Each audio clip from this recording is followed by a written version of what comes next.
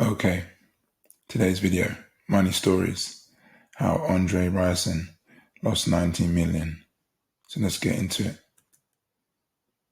Today's agenda: early life, career, failures, and lessons learned. So early life.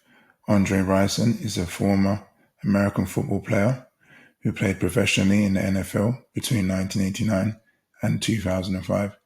He's played for a number of professional teams in his career, won a Super Bowl championship, and holds the record for scoring touchdowns for 7 different teams.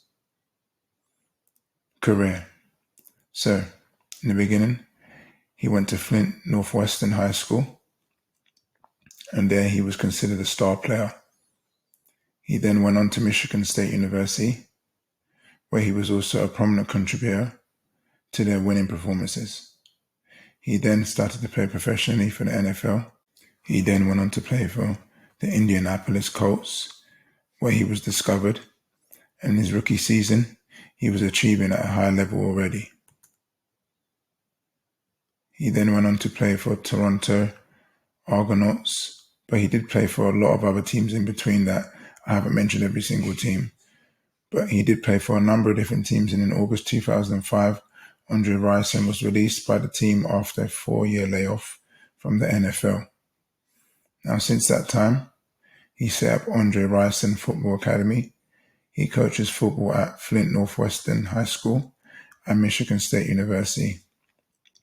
But failures.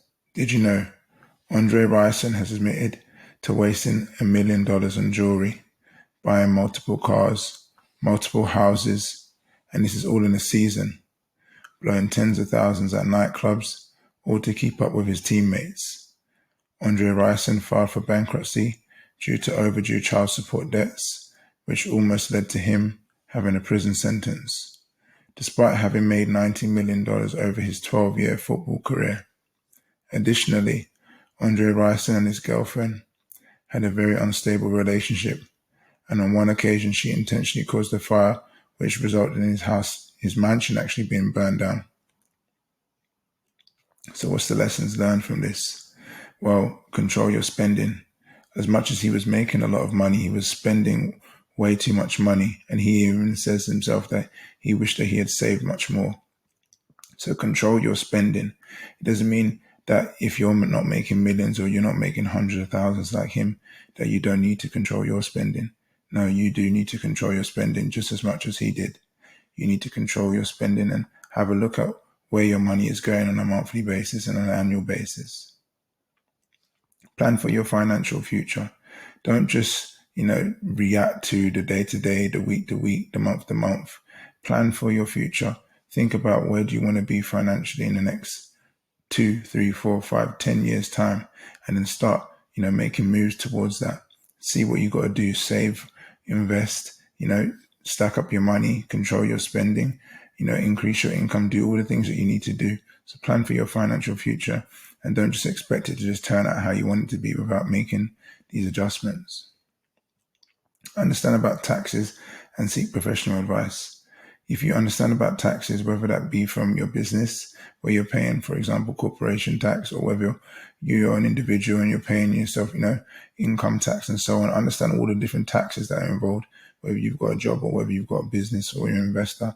Understand the taxes involved so that you can, adjust, so that you can, plan for that too in the future. So you're not caused any surprises, anything coming up in the future that says, oh, you owe money that you meant to have paid off. You've seeked, professional advice in advance from tax accountants, and you understand tax yourself, so that you've been putting away money every single month from your profits or from your income, so that you don't get these big tax bills that you hear about from different people and they haven't got the money to pay it.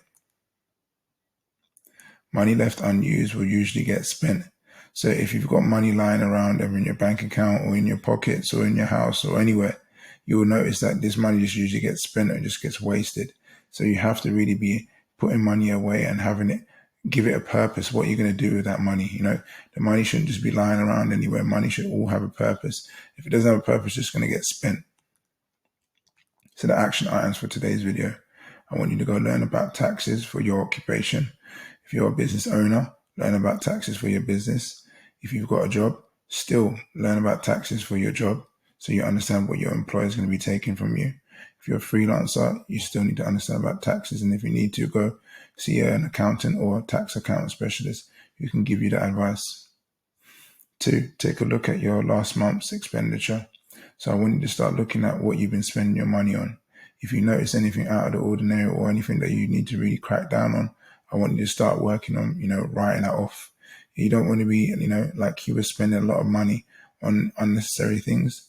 Are you spending a lot of money on unnecessary things? Have a look.